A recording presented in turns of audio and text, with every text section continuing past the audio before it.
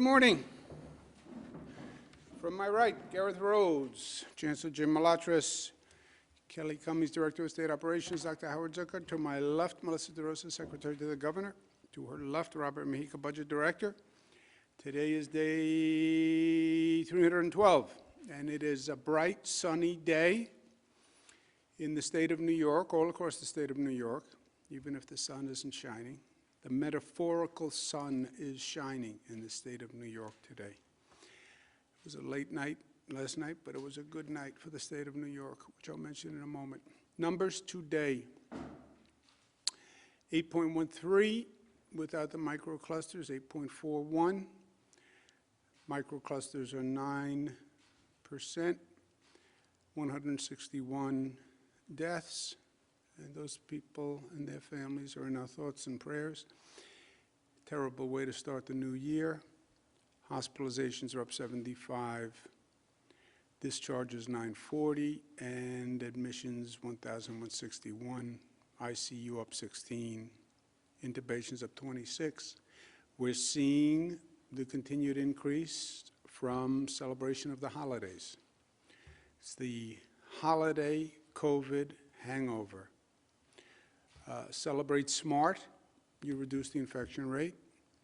If you don't celebrate smart, you have a hangover. The COVID hangover is increasing infection rate, increasing positivity rate, increasing hospitalization rate.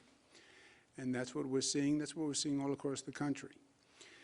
In this state, Finger Lakes is still the highest percent hospitalized, highest positivity, Finger Lakes, Mohawk Valley, and Capital Region.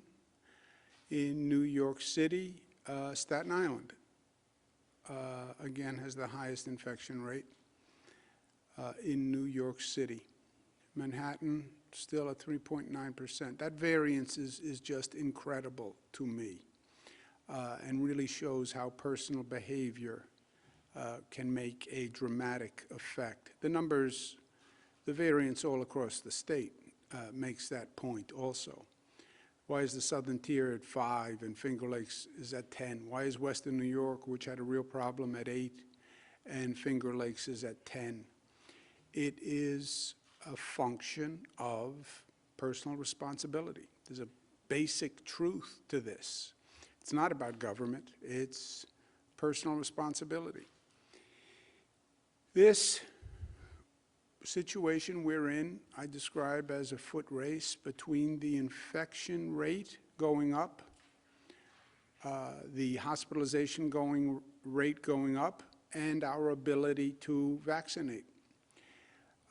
What wins? Does the infection rate go up so far, so fast, that it closes down hospitals, and then we close down the economy? Or can we slow the infection rate until the vaccinations can kick in? That's what this is all about. You add to that the UK strain, and it's a dramatically different proposition. Once you say the infection rate can go up double or triple or quadruple, then it's no longer a race. Then we lose the race, because the vaccine supply is what is the limiting factor on the vaccine, not the distribution. And if you dramatically increase the infection rate, the race is over. If you dramatically increase the infection rate, the next step would be overwhelming the hospitals. And that's the very real fear that we're dealing with now. So 3 priorities: slow the spread, increase the vaccination rate, and stop viral mutations, which is something that we're not paying enough attention to in this nation, in my opinion. On the vaccinations, there's 2 sides of the equation. There's the supply of vaccine, there's the distribution. Federal government is doing the supply. Distribution is done basically by the state, with the federal government participating in the nursing home distribution. We are not satisfied with the federal government program to do nursing home distribution. The state has stepped in. We're expediting it. we believe we'll have all nursing home residents vaccinated over the next 2 weeks, and that is a very big deal. It's only the first dosage, but that is a very big deal because they are the most vulnerable population, and finishing that is extraordinarily important.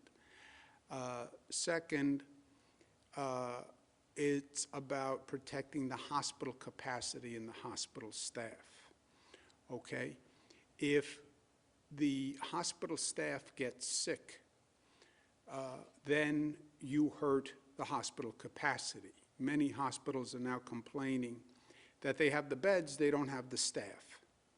Why don't they have the staff? Because the staff is stretched, the nurses are stretched, because the capacity is so high, and because they're getting sick from COVID.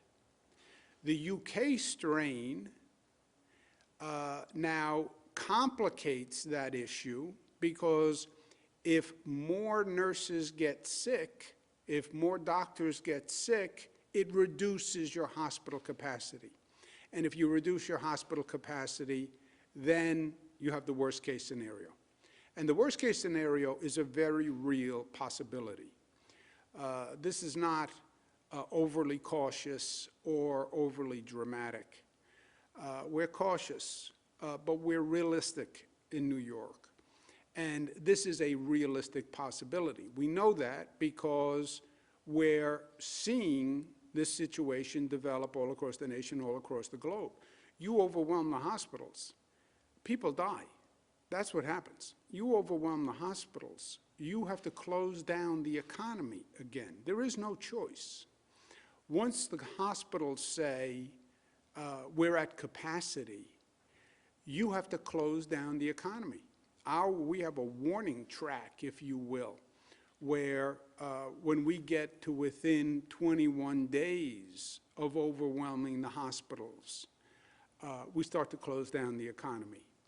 So it's game over when the hospitals are going to be overwhelmed. And again, the UK strain greatly complicates this entire equation. The worst situations in life tend to be a combination of bad effects. We have a problem with the infection rate today and the hospital capacity, and we've been balancing that on a daily basis. You add to that equation the UK strain and a higher infection rate, that's when the train is going to come off the tracks. And we're seeing it all around us. That is California. California, the hospital system is overwhelmed. And more people will die because the hospital system is overwhelmed. We went through this in the spring when we saw Italy overwhelmed with the hospital system. And people die on gurneys in the hallway. I lived through these nightmares. So did every New Yorker. And we're seeing it happen around the globe. The UK closed down because of the UK strain. In several weeks, the UK strain took over the original COVID strain. That's how strong it is. We see it in Germany. We see it in Italy. Again, they have to close down because they're overwhelming the hospital system. So this is a very real possibility that we're worried about. Vaccinating hospital staff is vital.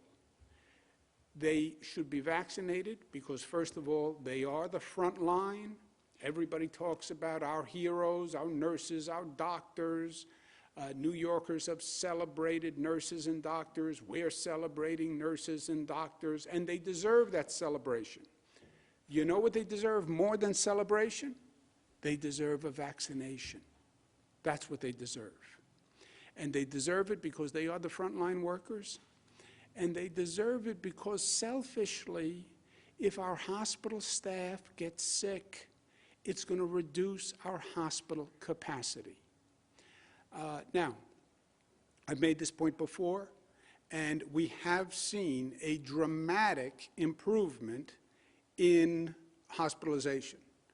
The hospitalization vaccination. Hospitals are doing a better job. You'll see the numbers in a moment. If a hospital hits the refusal rate, if the staff in the hospital says, I don't want to take it, then fine, we'll reallocate that to another healthcare or nursing home that needs it. But we want to give every healthcare professional who wants the vaccine, will take the vaccine, the ability to take it. We need an acceptance rate of between 70 to 90% of this vaccine society-wide. Herd immunity is somewhere between 70 to 90. If you listen to the experts, if you listen to the Dr. Fauci's of the world, they'll say the goal is 90%, but you have to hit at least 70% society-wide. And society-wide, there are going to be a lot of people who don't want to take this vaccine. You have a lot of cynicism and skepticism. You have it especially in the black community. You have the anti-vaxxer community. 90% is incredibly high. If you were giving out cash to New Yorkers, you wouldn't hit 90%. But the hospital staff, they're informed. They have to be above 70%, and they want to be. We have done a survey of hospital staff across the state. We're still in the midst of it. But about 85% of the hospital staff say they want the vaccine. That's, by the way, hospital staff without doctors, and doctors are an even higher percentage. So the hospital staff want the vaccine, and they deserve the vaccine. We just have to get it to them. And hospitals are doing a better job. The daily rate of vaccination over the past 3 weeks was about 10,000 hospital staff per day. Since Monday, they've been doing 30,000 per day. So the vaccination rate has tripled since Monday. So I'm glad they heard me. But you have to keep it up, because we need that hospital staff vaccinated. We need them vaccinated quickly. When you get to the point where your hospital staff says the only people left won't take it, fine, tell us, and we'll move the allocation to another hospital, another nursing home. This is, again, the top 10 performing hospitals in terms of vaccinations, and the bottom 10. And you see the gross disparity. Highest performing, New York Langone, 100, Oswego, 100, Richmond St. Barnabas, SUNY Downstate. Congratulations, Chancellor. Chancellor Malachos was at SUNY Downstate yesterday. One day went to 100%. Chancellor did 7,000 vaccinations himself yesterday, and he's not even authorized to do them. New York Presbyterian, 99, Kalida, Buffalo, SUNY Upstate, also 94%. That's a turnaround. Adirondack Medical Center, Lenox Hill, 87%. On the other end, Montefiore, Mount Vernon, 11%. Montefiore, New Rochelle, 23%. Brookdale Hospital, 24%. Wyoming, 26. New York City, H&H, Queens, 29. Catholic Health, St. Joseph's, 29. Catholic Health, 33. New York City Health and Hospitals, Coney Island, 34. Vassar Brothers, 37. Carthage Hospital, 39. So you see the variance. Performance has increased. We want it to stay increased more. Congratulations to those that are doing well. For those that are not doing well, pick up the performance, or let's get another hospital to help you get it done more quickly. Supply is still going to be the issue. Just to give you an idea, we have received about 900,000 dosages so far. We have 2.1 million healthcare workers and nursing home people.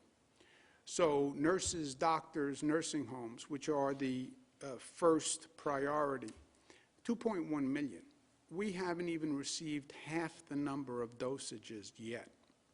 So we're pushing on the distribution side, and I'm pushing the hospitals hard, but we don't even have half the dosages that we need to do all the hospital staff and nursing home staff.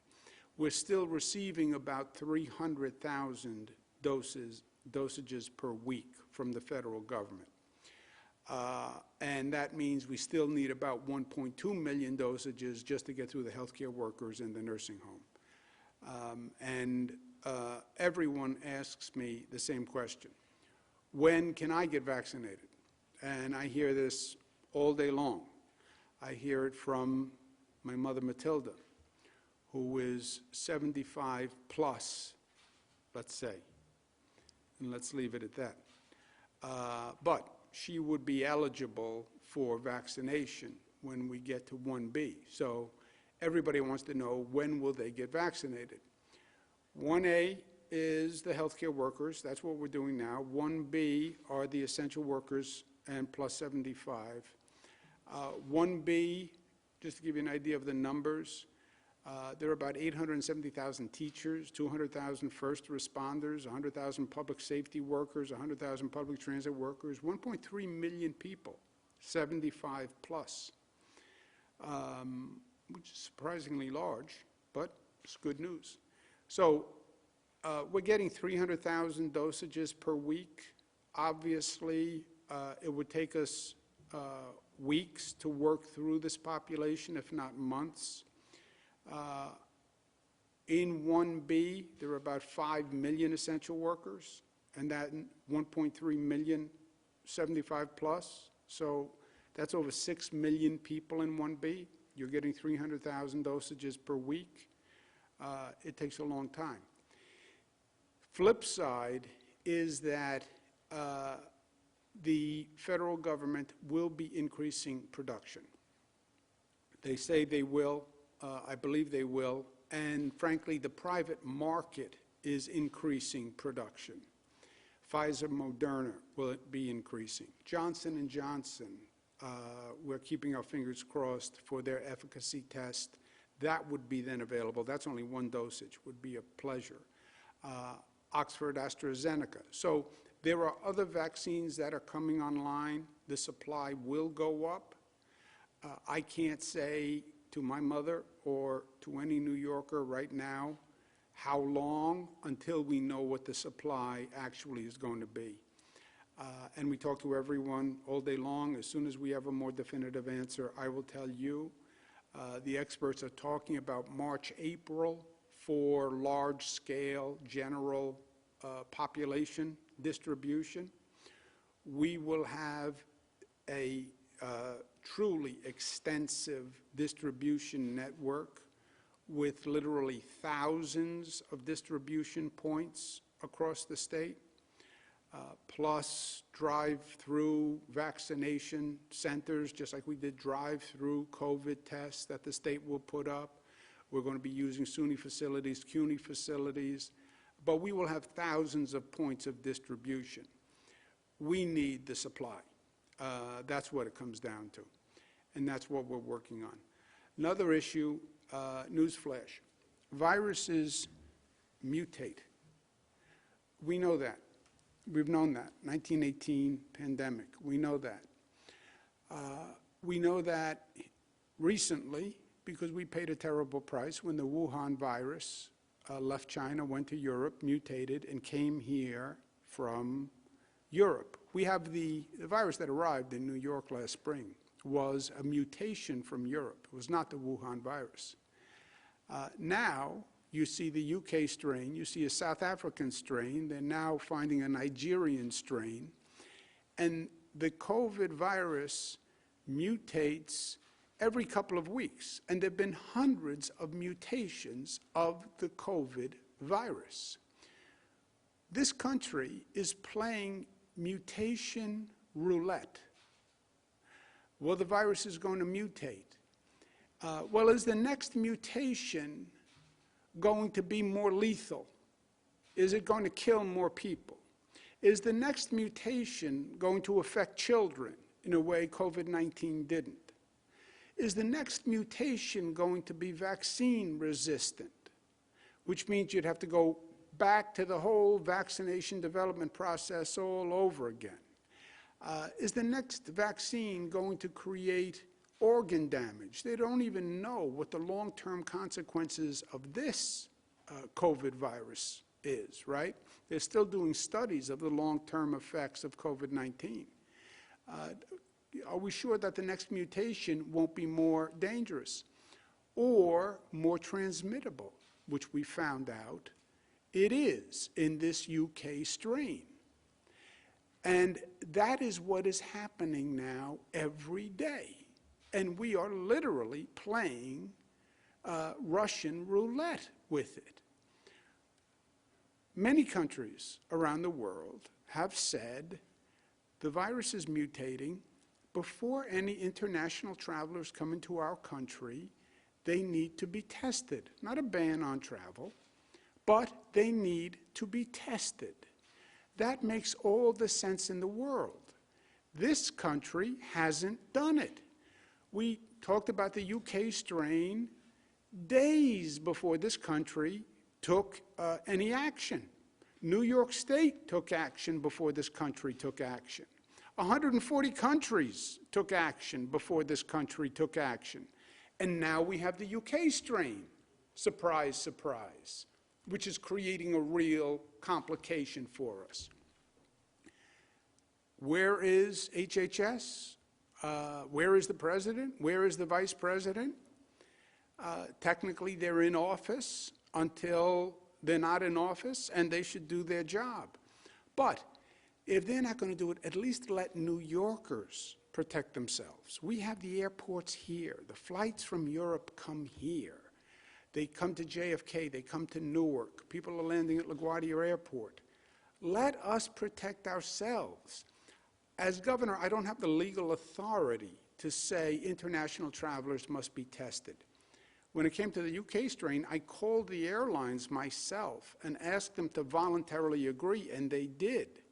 But the gateway, the entrance, is handled by the federal government, Customs and Border Patrol.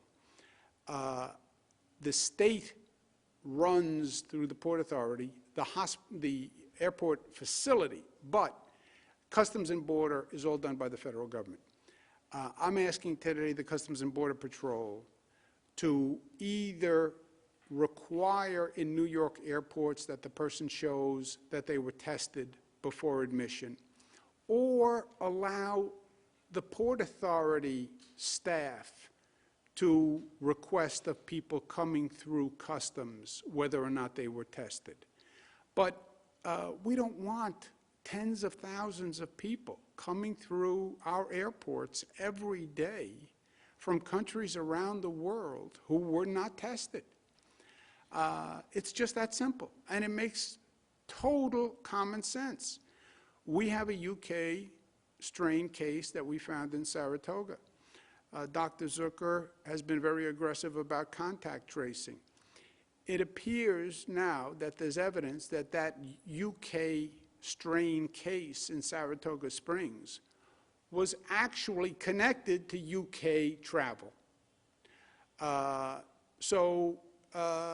If we had tested people from the UK before they got here, we wouldn't have had the UK travel spread. It's common sense. And why common sense defies government, I don't know. But last night, Georgia, and Georgia changes everything. Changed the tone, the mood. Now we all hear the music.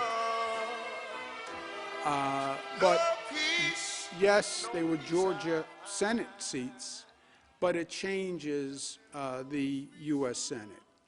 And one of the races still has to be completed, but even the one victory is going to change the landscape of the Senate. And the Senate has been horrific to the state of New York.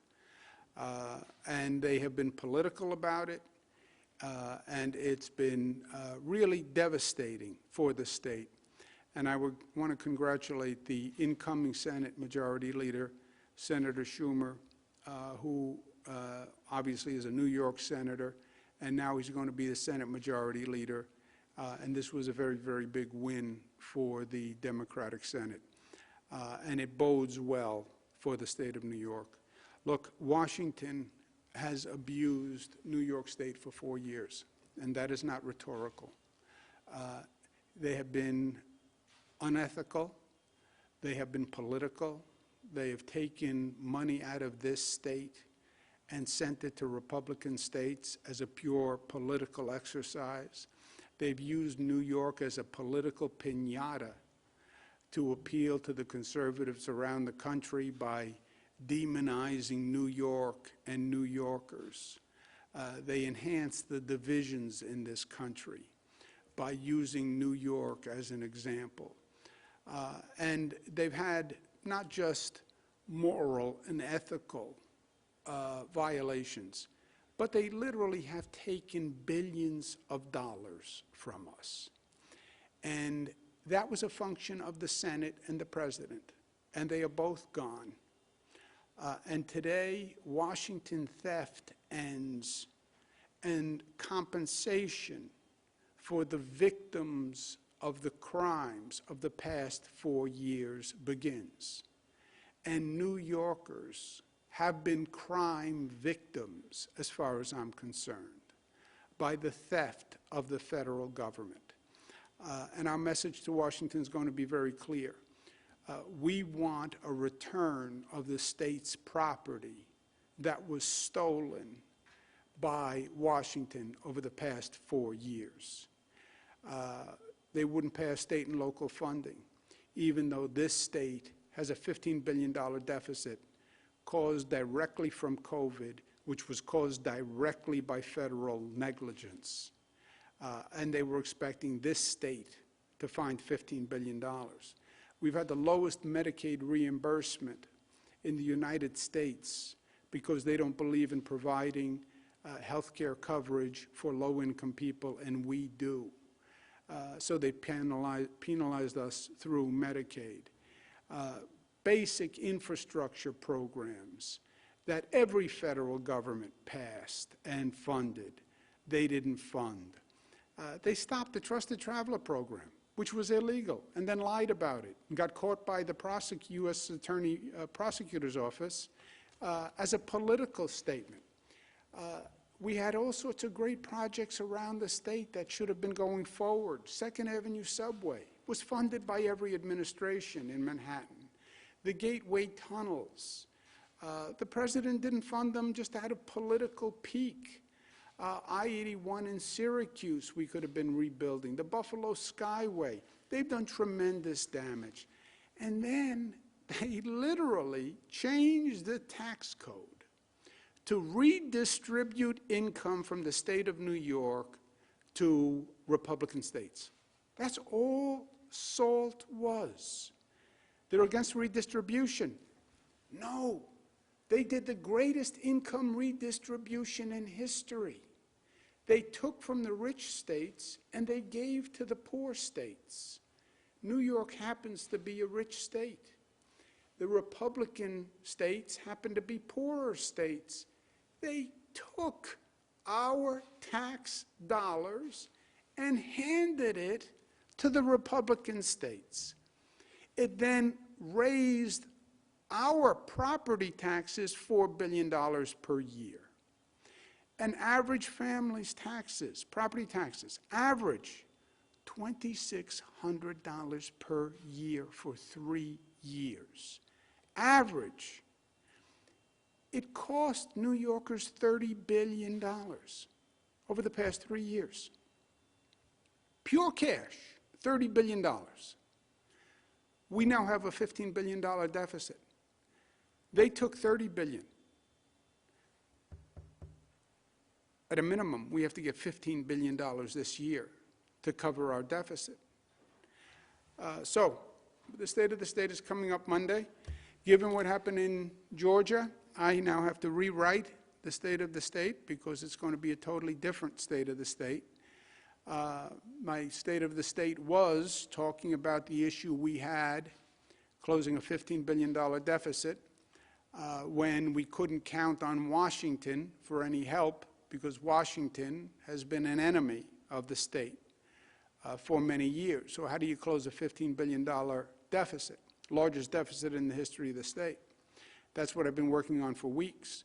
Just to give you an idea of how big $15 billion is, if you raised the income tax rate in this state to the highest rate in the nation, okay, which is now California, if you raised the rate, income tax rate, higher than California, and you taxed billionaires, multimillionaires, any income over $1 million, just plain old millionaire, like a millionaire's tax would suggest. Highest rate, any millionaire, it only raises about $1.5, $1.6 billion. We have a $15 billion gap. That tax increase only raises 1.5. It just shows you how difficult closing the $15 billion was going to be. That was going to be the state of the state. This state of the state is going to be much different. It's a different Senate. The Senate knows darn well what they did to us over the past 4 years. And they did it over the objections of many good senators, like Senator Schumer. Now they have to make it right.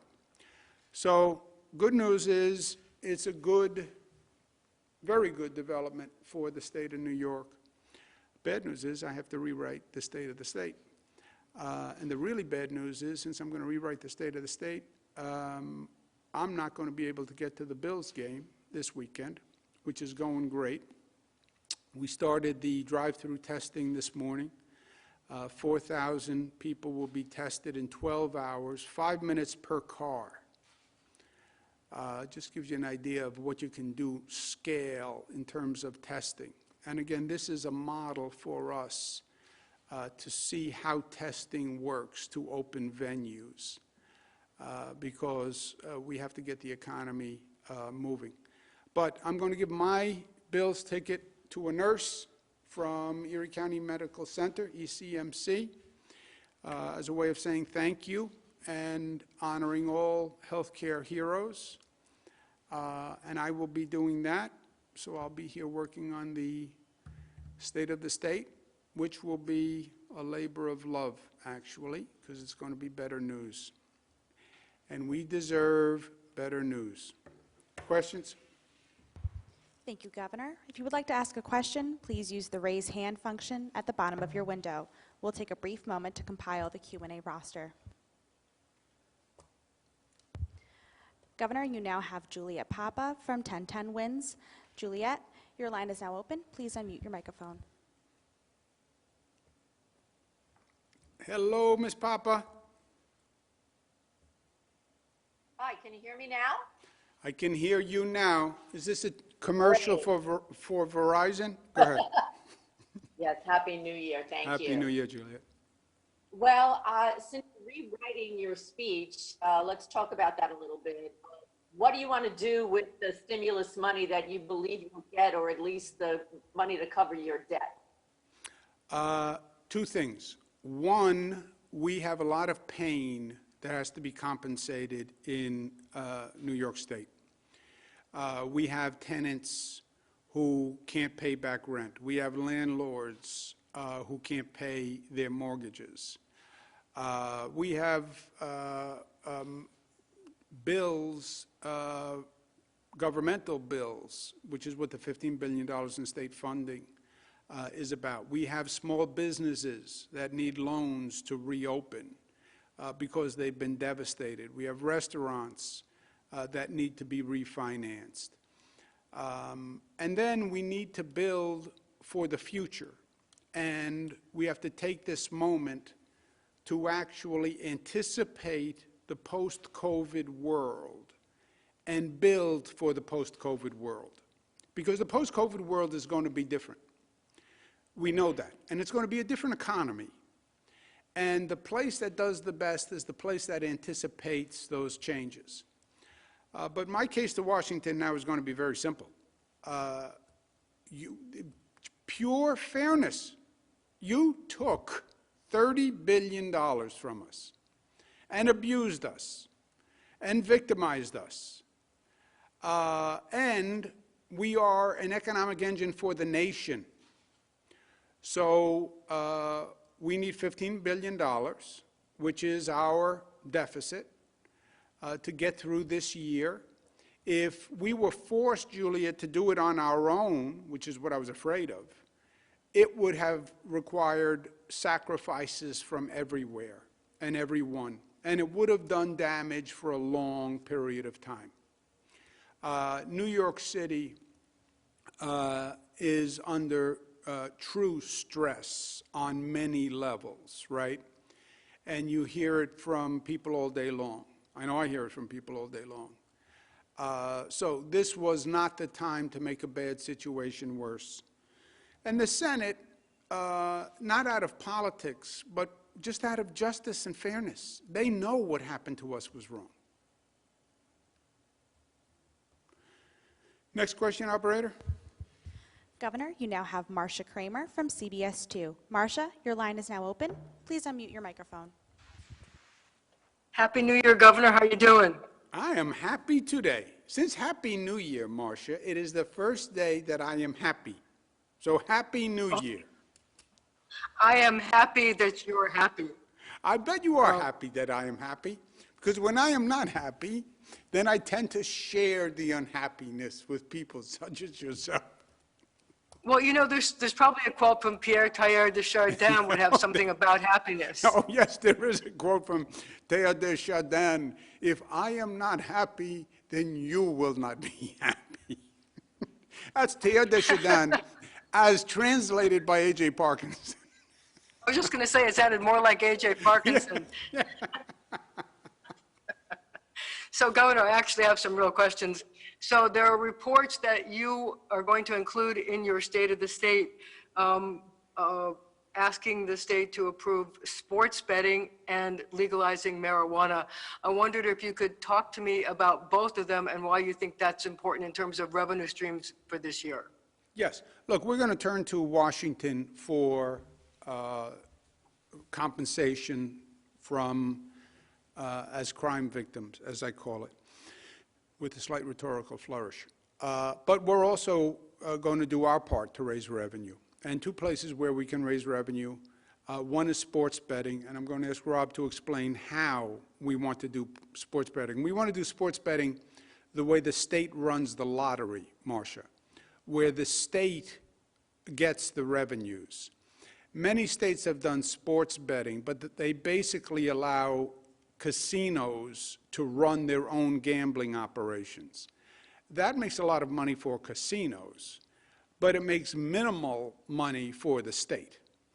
And I'm not here to make casinos a lot of money. I'm here to raise funds for the state. So we have a different model for sports betting. And then recreational marijuana, I think this should have been passed years ago. I think too many people have been imprisoned and incarcerated and punished. Too many of those people are black, Latino, and poor. It's exaggerated the injustice of the justice system. So I've supported it for years. I've tried to pass it. But this is a year where we do need the funding, and a lot of New Yorkers are struggling. So I think this year will give us the momentum to get it over the goal line. Rob, do you want to speak about sports betting, though? Because there's a very big difference in the way we intend to do it. So the narrative out there has been that the state is losing billions of dollars to other states to sports betting. But the reality is that the billions of dollars that are being wagered and the monies that are being made are not being made by the taxing jurisdictions. In New Jersey, for example, which is the most commonly used example, in the entire 3 years of sports betting, they've collected less than $80 million, actually only $45 million in 12 months, compared to the billions that are being talked about. The reason being, everyone else is making a lot of money off sports betting. The jurisdiction where it's in the state is not. There are a few states that have done it a different way, where the state contracts with the private sector who runs the sports books, but the state ends up getting the majority of what is left over after everything is returned to the bettors. So the difference between the two estimates would be between the state making somewhere in the neighborhood of $50 million a year versus $500 million a year. So the way the governor is proposing it, and we'll advance it, is so that the state can get up to $500 million a year instead of 50, and that money would then go to the state budget. Otherwise, for the bettors, it's seamless and it's exactly the same. The only difference is state gets the money versus others. And that's the proposal, which you'll see when the governor puts out his executive budget. Rob, how much do we think we would raise from marijuana? Marijuana has a longer just runway by the time you set it up, but by the time it's fully effective, under our proposal, you'll get about $300 million a year, but again, that will take several years to get up to those numbers. And again, marijuana, as everyone knows, Massachusetts has legalized marijuana, New Jersey is going to legalize marijuana, so what are we really talking about at this point? Next question, operator. Governor, you now have Jacqueline Slater from WNYT. Jacqueline, your line is now open. Please unmute your microphone. Yeah, hi, Governor. Just wondering, a week and a half ago, you had talked about a vaccination campaign, an educational campaign. So we're kind of wondering, where does that stand right now? What's been done? What can we expect as far as making sure that everybody's getting on board with this? Yeah, that's a very good point. Look, we have to get to 70 to 90% to hit critical immunity, right? Herd immunity. 70 to 90 is a very high percentage. This is not the COVID nasal test. This is a vaccine. It's a needle. People are nervous about vaccines. There was skepticism about the way this vaccine was developed. There was skepticism about the Trump administration. There was skepticism about an accelerated approval process. There's skepticism among the black community for good reason, with what happened in Tuskegee, et cetera. So getting to 70 and 90% is very, very difficult. That's why with the healthcare community, which is where we're starting, we want to make sure we get closer to 90% because that is a community that is informed and understands how important this is. And they're also setting an example. We will have an aggressive education campaign for the public about the vaccine, timed for when it will be open to the public. We're not yet open to the public, right? We're doing healthcare workers, and then 1B will go into essential workers and 75 plus. And that's when we'll start the public education campaign. When will we start a large-scale public availability? We have the distribution mechanism ready. We just need the supply.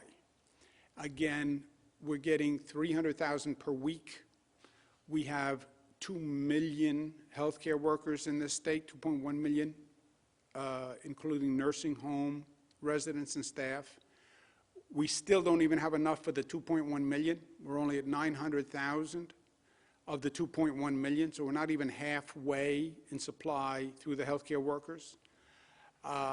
And with the healthcare workers, we haven't hit the point where healthcare workers, the point of refusal, we call it. In other words, let's say 85% of the healthcare workers take the vaccine. Let's say 15% don't. Okay, when a hospital gets to 85%, and says, I offered it to everyone, this 15% doesn't want to take it, fine. Then we'll take that allocation, we'll move it on. But we're not there yet.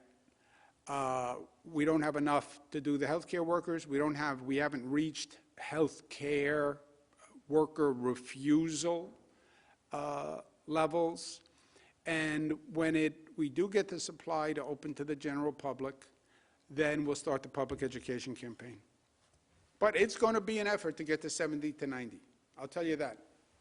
And we have to do much better than 70 with the healthcare community. Otherwise, forget herd immunity. What's less than herd immunity? Single cow immunity? What would they do? Next question, operator. Governor, you now have Juan Manuel Benitez from New York 1. Juan, your line is now open. Please unmute your microphone. Good afternoon, Mr. Governor. How are you?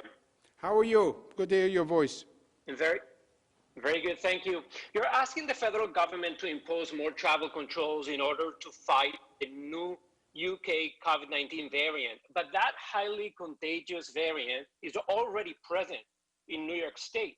What additional protective measures are you implementing, and what other information do you have about that Saratoga case that you're saying now is connected to travel? Are there more New Yorkers infected with this variant? What are the findings of your test and trace program? Okay. The UK variant was first detected in the UK, hence the UK variant. We in New York did the first ban requiring testing of anyone who came from the UK. I did that with the airlines. I asked the federal government to do it. Days later, the federal government required testing. Obviously, days are relevant here because you have tens of thousands of people coming every day. It only takes one. So the UK variant got here because I believe the country was slow. We then do more testing than any state in the nation, and we do more testing for this UK variant. The UK variant test is a very complicated test. It takes the CDC 2 weeks to run one specimen for the UK variant. Our state laboratory, it takes 40 hours to run that test, the UK variant test. We've run about 5,000 UK variant tests. We found one case in Saratoga Springs, Saratoga County. That case, Dr. Zucker can speak about this and respect the HIPAA laws. They then contact trace off that case. The case was an employee in a jewelry store in Saratoga Springs. In the contact tracing, it appears that that person was in contact with a person who traveled from the UK to the United States and was infected. Let me leave it there because I don't want to violate any privacy rights. But Dr. Zucker, do you want to explain? Yeah, I think, Governor, you covered it exactly. So we do contact tracing, as the governor mentioned, and when you do that, you find out whether there's anybody, where they've been, and through that contact tracing, we identified somebody who had a contact with somebody who had been in the United Kingdom. And so we follow up on this. And as the governor mentioned, the test for, and then we will look for genome sequencing. And a way to look at the genome sequencing issue is it's very much like if you looked at a book and you wanted to read every single letter in the book. So that's why it takes a significant period of time to get the results, because you have to check to be sure one specific letter in a word was not different, and that's how that's a simple way of looking at the testing. But we will look at all of those samples as well. Thank you. But the other point, Juan, about the virus is mutating every day. How many mutations have there been of the virus? Dozens of mutations. Dozens. So there have been dozens of mutations. And who knows if the next mutation is going to be effective with the vaccine? Who knows if the next mutation is going to be more lethal? Who knows if the next mutation is going to do permanent damage? So we know this is mutating. Why don't you test people before they come into the country? I mean, it's also in their best interest. Give them a test. If they're positive, they would want to know that. But you don't need to be inviting the virus in, especially when this is what happened to us in the spring. This is the exact same thing. That's why it's frustrating. Next question, operator. Governor, you now have Dennis Slattery from New York Daily News. Dennis, your line is now open. Please unmute your microphone. Good afternoon, Governor. How are you? How are we doing, Dennis? Good. Two questions. one, I just want to ask the mayor announced this morning that starting today, NYPD personnel will be eligible to get the vaccine. He's hoping to get at least 10,000 NYPD vaccinated by this Sunday. Can you talk about that and how that works into the state eligibility? And then also, on December 22nd, there was an incident involving a state trooper on the thruway in Ulster that left an 11-year-old girl dead. The family of the little girl is claiming that the trooper involved pepper sprayed the driver before ramming the vehicle off the road. Do you have any comment on that situation? Okay, two things. One, the only people eligible now are healthcare workers. Now, healthcare workers involve EMS, EMT. So members of the fire department who are EMS or EMT, or members of police department who are EMS or EMT in any police department across the state or fire department across the state, they are all eligible as healthcare workers. Police who are not healthcare workers are not yet eligible. We need to get the healthcare population done first because they are the front line, and as I mentioned before, nurses and doctors who are in the emergency rooms, in the nursing homes, this is the top priority. We want to make sure they don't get sick. They have the greatest exposure, and we want to make sure they don't get sick because they would also be the super spreaders. And because we would then have diminished hospital capacity, which would mean we would have to close sooner. So police, fire, correction officers, they're essential workers in 1B. But 1B is not yet open. And that's state law. It governs every city in the state. On the state trooper issue, I have heard nothing about that, Mr. Slattery, so I just don't know. I have heard nothing. But I will check with the state police and see if they have a comment. But I heard nothing. Have you heard anything about that? Yeah, that was reported over the last several days, and there were conflicting reports initially of what actually happened there, and so I know that the event in question is under review, and obviously our heart goes out to the family who lost someone. Yeah, I did not see those reports. Next question, operator. Governor, you now have Jesse McKinley from the New York Times. Jesse, your line is now open. Please unmute your microphone. Hello? Hello? Hello, can you hear me? We can hear you. Victory. Two quick questions. Considering that there is supply inside the vaccination chain, what is the rationale for not opening it up to 1B so that some patients could at least get vaccinated at this point?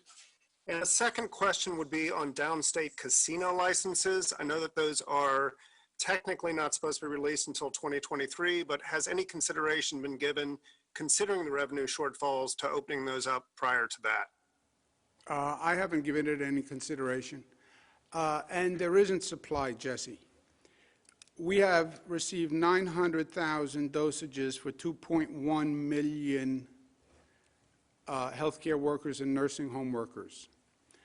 And many of those nursing home workers and healthcare workers have not yet been offered the vaccine. So you don't have half enough supply to do the healthcare workers, and the healthcare workers are the top priority. So you don't have supply.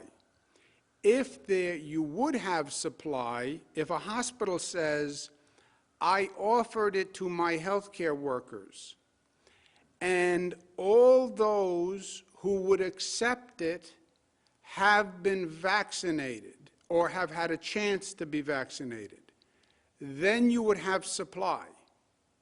In other words, there will be a refusal rate even for healthcare workers. We hope the refusal rate is lower than 20% because we have to be 70 to 90 overall. I've said repeatedly any hospital that says, I have extra supply because I've offered all my healthcare workers and they won't take it, then call the Department of Health. We'll take that allocation and give it to another hospital or nursing home that needs it. Because overall, we're 900 out of 2.1 million. We're not even halfway there. So any individual hospital that hits saturation and has additional doses left over, great. Then we'll use that because we're not halfway there. Second problem would be a hospital calls up and says, I'm only at 70% acceptance rate. I'm only at 60% acceptance rate. That's going to be a medical problem because that's a very low percentage to operate a hospital. Okay? Let's take one more question, or was that the last question? Thank you. Congratulations, Georgia. Congratulations to the U.S. Senate. Congratulations to the state of New York.